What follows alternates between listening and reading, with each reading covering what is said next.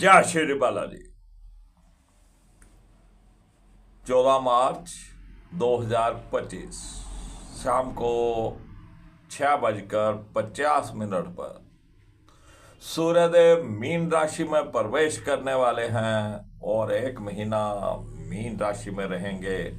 और आज हम मासिक फलादेश के ऊपर बात करने वाले हैं जो सूर्य के गोचर की। सूर्य का गोचर मीन राशि में होने वाला है और मीन राशि में पहले से ही शुक्र बुध राहु पहले से ही वहां चल रहे हैं, जिस सबके सब सूर्य के शत्रु हैं। बुध बेशक सूर्य के मित्र रहते हैं, लेकिन ऐसी स्थिति में बुध जो होते हैं वो लुढ़क का दूसरों के साथ मिल जाते हैं, क्योंकि उनकी मेजोरिटी ज्यादा है। और 29 मार्च को शनिदेव भी यहां पर आने वाले हैं और सूर्यदेव बहुत बुरी स्थिति में होने वाले हैं, शत्रु ग्रहों के बीच घिरने वाले हैं। तो ये सूर्य का गोचर किस लगन के लिए क्या फल देने वाला है, मैं बताऊंगा आपको। क्या उपाय करने हैं, क्या सावधानियां बरतनी है, बने रहिएगा मेरे साथ वीडियो के अंत तक।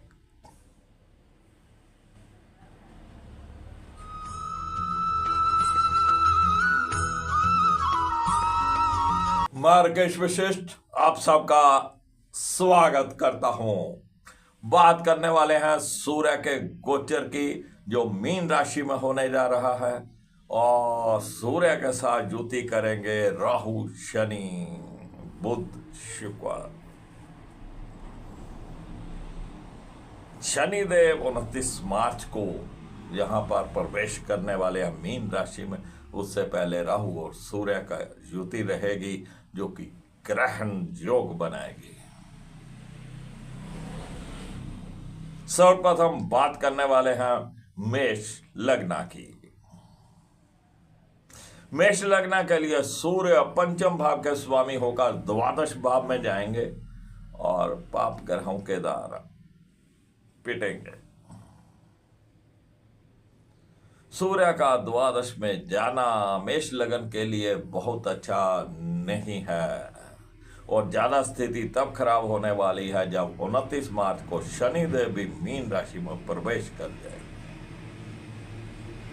एक तो शनि की ढैया शुरू हो जाएगी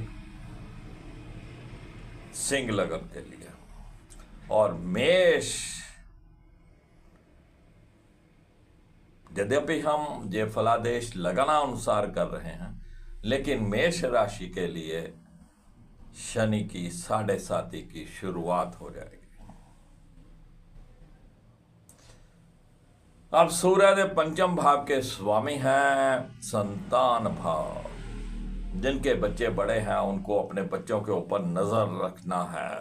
उनके बच्चों की सोसाइटी खराब हो सकती है, उनके बच्चे कहने से बाहर हो सकते हैं, कुछ ना कुछ गलत कार्य कर सकते हैं, फिर राहु शनि दंडित भी करेंगे। विद्यार्थी वर्ग अपनी स्टडीज में कंसंट्रेशन नहीं बना पाएगा, एग्जाम के दिन हैं। और फिर ऊपर से पंचमेश द्वादश भाव में पाप ग्रहों के साथ कोई शुभ प्रभाव नहीं।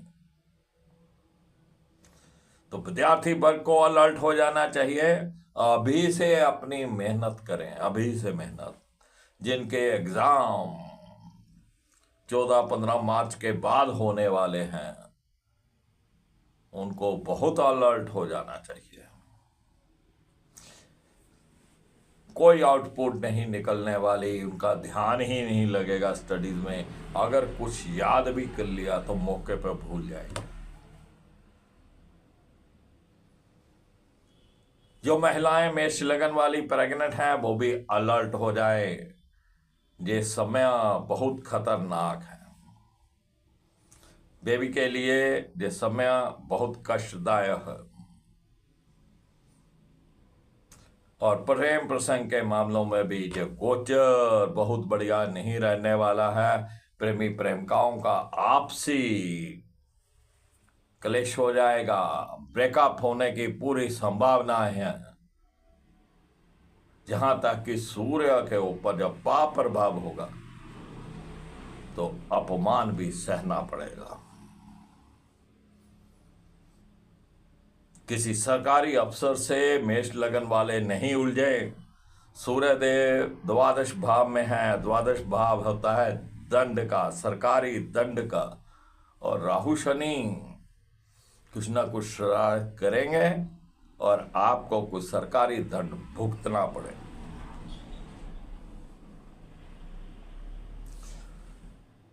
कोई सरकारी बिल हो, पानी का हो, सीवरेज का हो, इलेक्ट्रिसिटी का हो, थोड़ा जुर्माने के साथ भर दीजिए ताकि कोई बड़ा जुर्माना लगने से बच जाए। कोई आपके व्हीकल का, कोई किसी भी प्रकार का कोई चालान होने से बच जाए, या किसी अफसर से बहसबाजी से आपका बचाव हो जाए। काले नीले रंग के कपड़ों को आपने त्याग देना है, नहीं पहनने हैं। सूर्य देव को प्रतिदिन जल दीजिएगा, कॉपर के बर्तन में दीजिए। आदित्य हृदय स्तोत्र का पाठ करिएगा,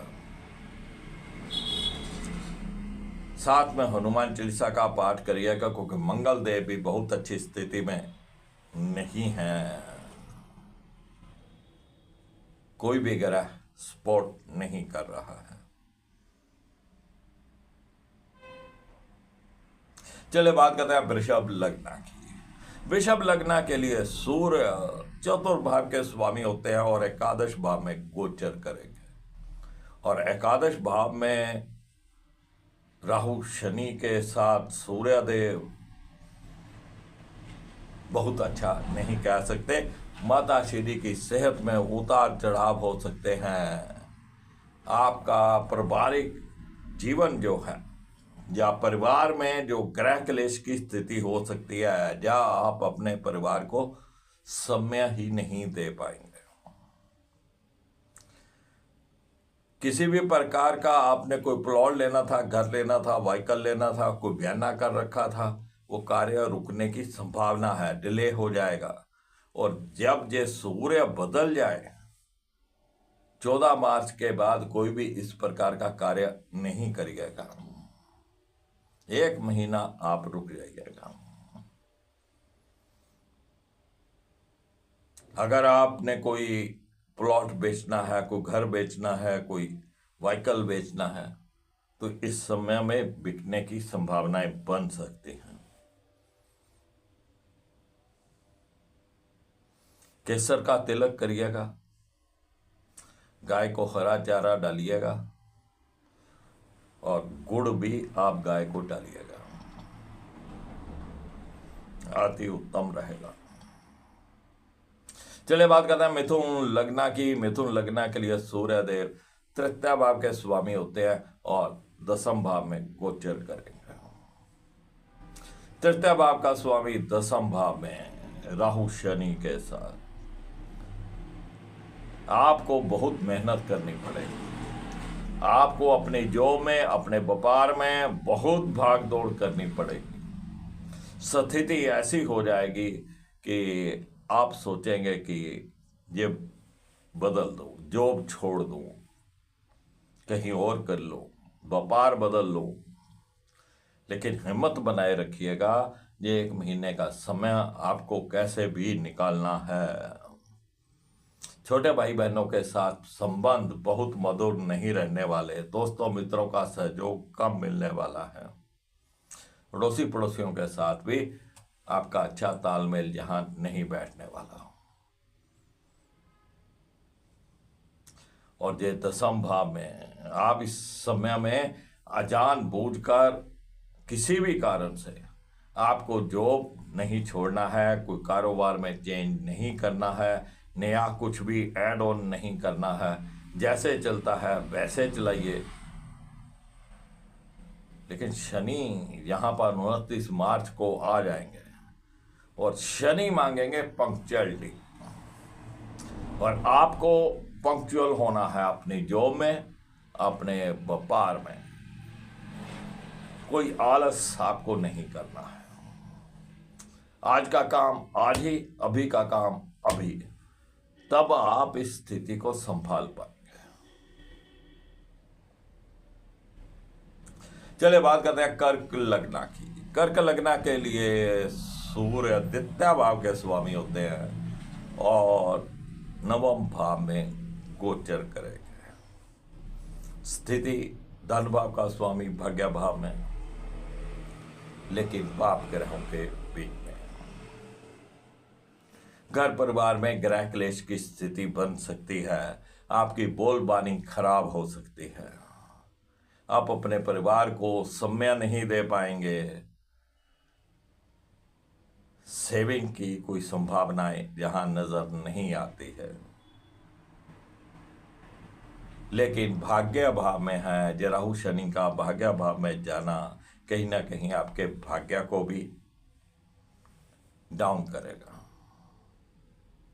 और भाग्य भाव ही हमारा धर्म भाव है, तो धर्म से जुड़ के रहिए, अपने इष्ट देव से जुड़ के रहिए। जो भी आपके गुरु हैं उनके नाम को, उनके जाप को सिमरन करते रहिए, जपते रहिए।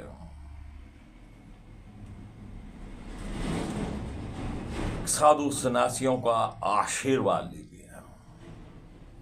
हनुमान चालीसा का पाठ करिएगा। केसर का तिलक प्रतिदिन करें। तो ये समय अभी निकल जाएगा। काले नीले रंग के कपड़ों का परहेज करना है। चलिए बात करते हैं आप सिंह लग्न की। सिंह लग्न के लिए सूर्यदेव लगन के ही स्वामी होते हैं और अष्टम भाव में गोचर करने वाले हैं। और सिंह राशि पर भी शनि की 7.5 शुरू होने वाली है। अष्टम भाव में सूर्यदेव राहु के साथ सेहत में उतार चढ़ाव। अष्टम भाव से शनि की 10वीं दृष्टि पंचम भाव के ऊपर पड़ेगी और राहु शनि की दृष्टि द्वितीय भाव के ऊपर पड़ेगी। धन हानि की संभावनाएं हो सकती हैं। ऐसे समय में किसी को धन उधार नहीं देना है। सेहत में उतार चढ़ाव। पंचम भाव के ऊपर राहु शनि की दृष्टि। कुछ अपने जो हार्ट के पेशेंट हैं उनको अपना पूर्ण ध्यान रखना है।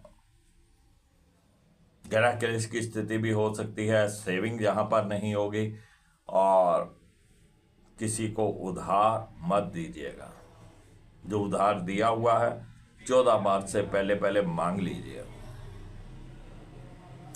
लेकिन सूर्य देव को जल दीजिएगा। आदित्य हृदय स्तोत्र का पाठ करिएगा, हनुमान चालीसा का पाठ करिए, दुर्गा चालीसा का पाठ करिए और ये काले रंग के नीले रंग के कपड़ों से परहेज करिएगा। ये रंग अपने आसपास कहीं भी, ऑफिस में हो, घर में हो, बेडरूम में हो, अपने आसपास फटकने मत दीजिए। खाम खा के लड़ाई झगड़े से बचिएगा। बस ऐसे ही चलते चलते झगड़ा किसी का हो रहा है, आप बीच में कूद जाएंगे, बीच बचाव करने जाएंगे, बस आप ही फंस जाएंगे। इन चीजों से आपको बचना है। मान हानि का खतरा बना हुआ है।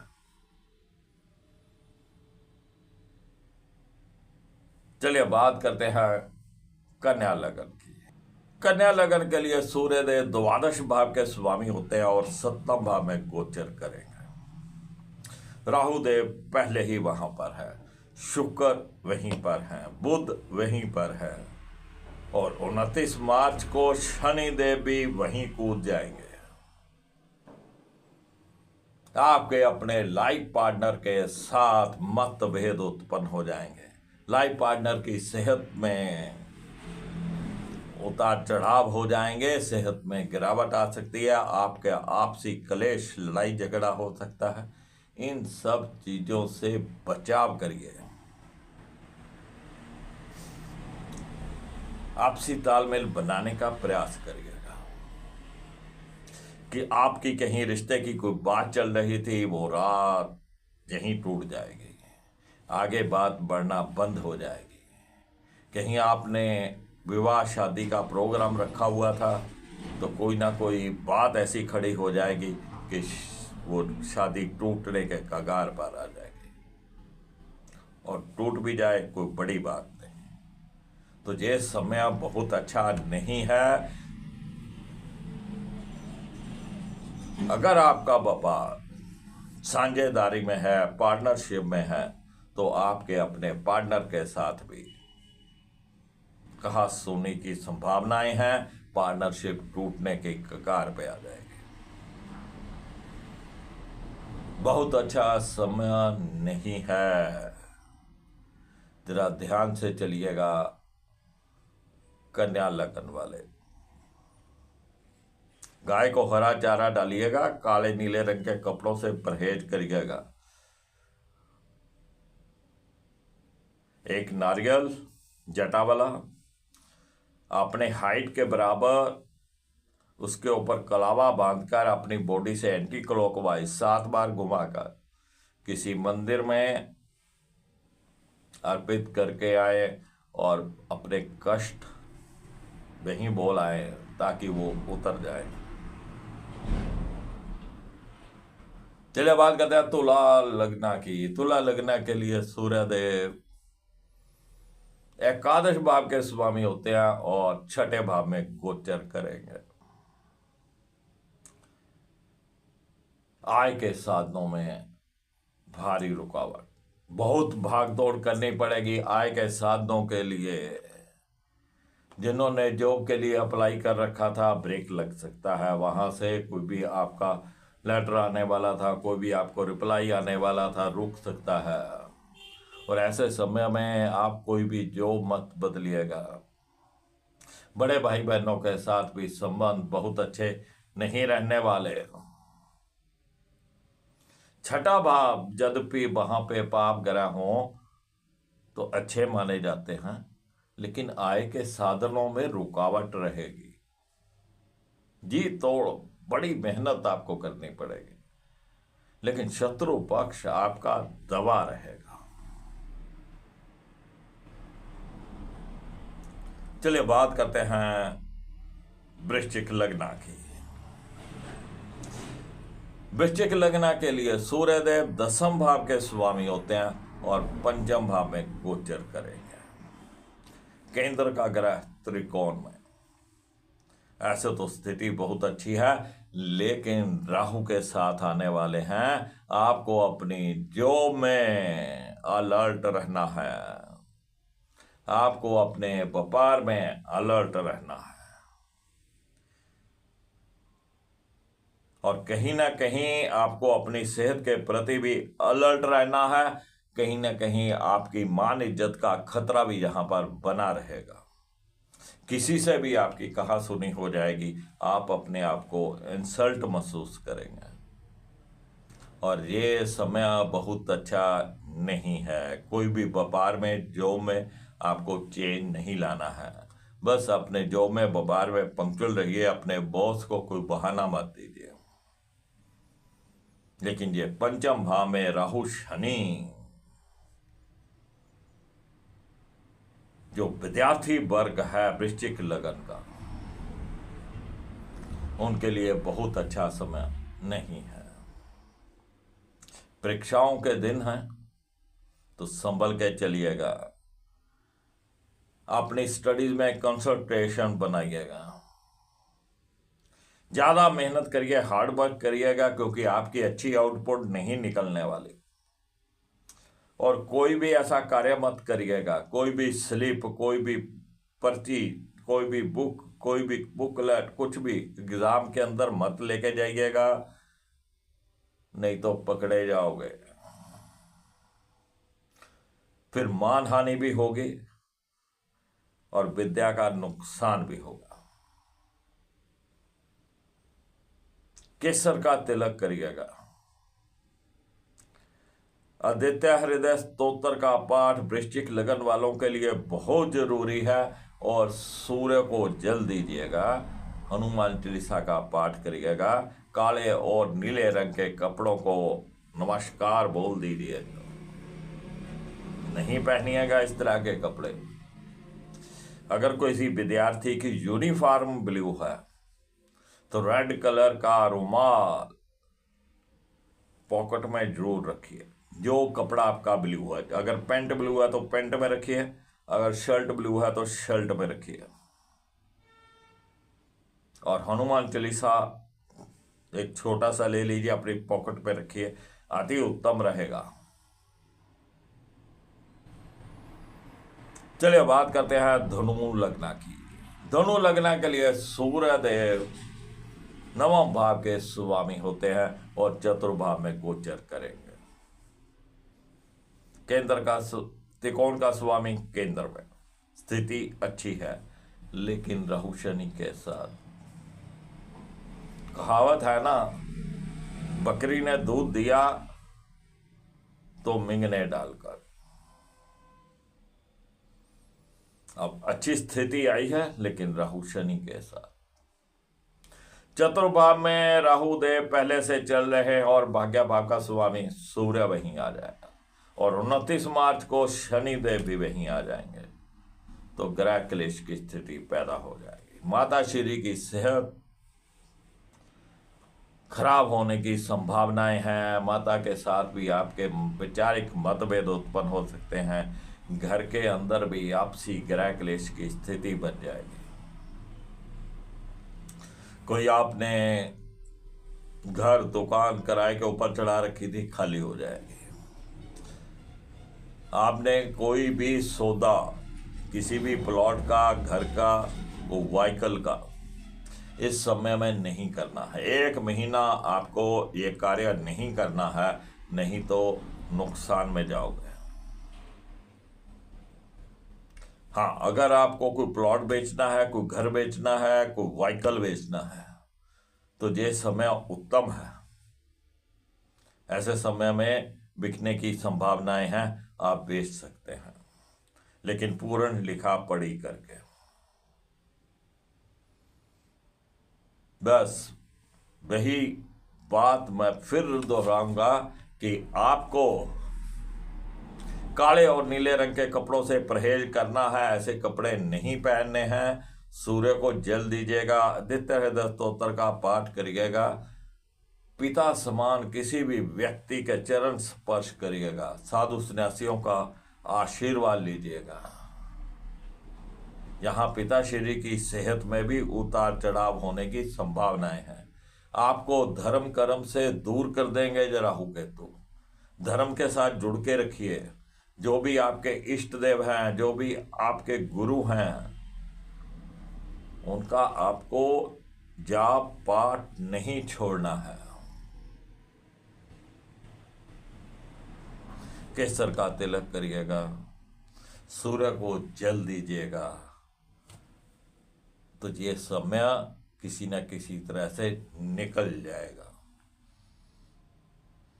चलिए बात करते हैं मकर लग्न की। मकर लग्न के लिए सूर्यदेव अष्टम भाव के स्वामी होते हैं और तृतीय भाव में गोचर करेंगे। अष्टम भाव का स्वामी तृतीय भाव में,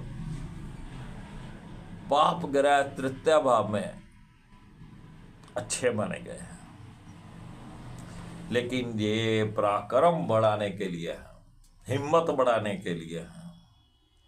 आपको कितनी भी समस्याएं आ जाएं, आप हिम्मत नहीं हारेंगे। अपना भाग दौड़ करके अपने कार्यों को संभाल लेंगे। अपने जॉब में, अपने बिजनेस में कुछ ना कुछ अच्छा प्रदर्शन करने का प्रयास करेंगे। लेकिन जहाँ छोटे भाई बहनों के साथ, अड़ोसी पड़ोसियों के साथ, दोस्तों मित्रों के साथ बहुत अच्छा तालमेल नहीं बैठने वाला। बस 1 महीना है, निकालिए किसी भी तरीके से। चलिए बात करते हैं कुंभ लग्न की। कुंभ लग्न के लिए सूर्य 7वें भाव के स्वामी होते हैं और द्वितीय भाव में गोचर करेंगे। 7वां भाव हमारे जीवन साथी का, हमारे वैवाहिक जीवन का, डेली रूटीन अपसेट हो जाएगी। अब हर कार्य में डिले हो जाएगा। कोई टारगेट आप फिक्स करेंगे, मुझे सुबह 9 बजे उस जगह पे पहुंचना है, आप पहुंच ही नहीं पाओगे। किसी ना किसी कारण कुछ ना कुछ डिले होता जाएगा।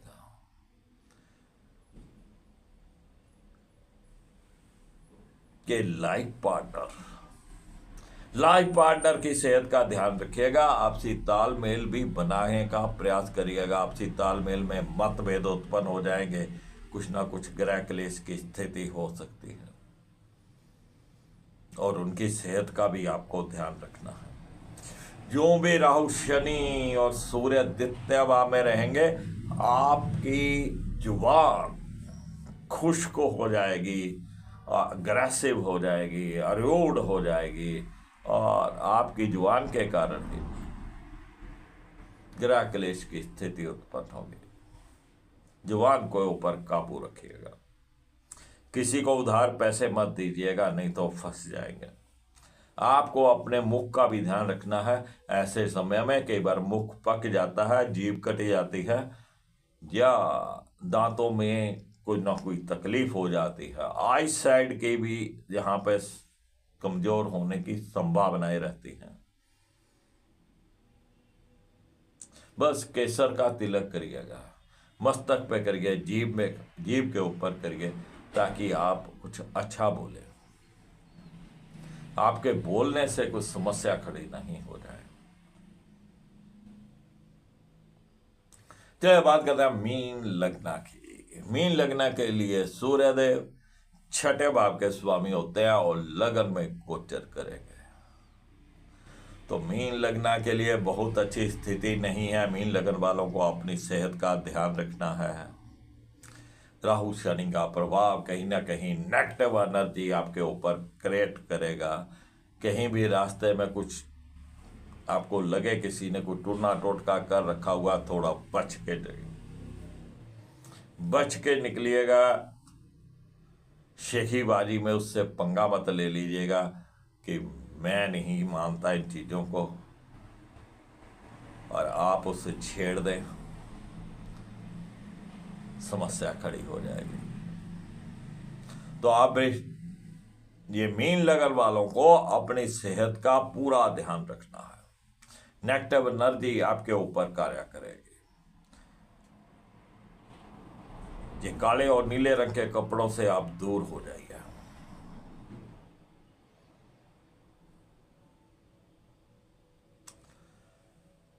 एक नारियल जटा वाला, उसके ऊपर कलावा बांधिए अपनी लंबाई के बराबर, और एंटी क्लॉकवाइज अपनी बॉडी से 7 टाइम्स घुमाकर, और बोलकर के मेरे ऊपर जो भी नेगेटिव एनर्जी असर कर रही हो उतर जाए, किसी धर्म स्थान में दे दीजिए, चलते पानी में डाल दीजिए। और आपको किसी से भी बिजली से चलने वाली कोई वस्तु गिफ्ट में नहीं लेनी है। आप खरीद सकते हो, लेकिन मुफ्त में आपको नहीं लेनी है। तो फ्रेंड्स, ये था सूर्य का गोचर, जो कि मीन राशि में होने जा रहा है। बहुत अच्छा समय नहीं है, किसी भी तरह से इस समय को निकाल लीजिए। और ये मासिक फलादेश रहता है, पूरा 1 महीना आपको ये चीजें फेस करनी पड़ेंगी। और सूर्य और राहु और शनि मानहानि करवा सकते हैं। जिन जिनको भी बोला गया है, मानहानि से बचे। किसी सरकारी अफसर से मत उलझिएगा। जो फ्रेंड्स पहली बार इस चैनल के ऊपर आए हैं, उनसे गुजारिश है कि वो चैनल सब्सक्राइब कर लें, और सब्सक्राइब करने के बाद जो बेल का आइकॉन आए उसको भी दबाएं। और बेल का आइकॉन दबाने का लाभ ये होगा कि जो भी हम न्यू वीडियो अपलोड करेंगे उसकी नोटिफिकेशन आपको तुरंत मिल जाएगी, और आप उस जानकारी के साथ समय से जुड़ पाएंगे।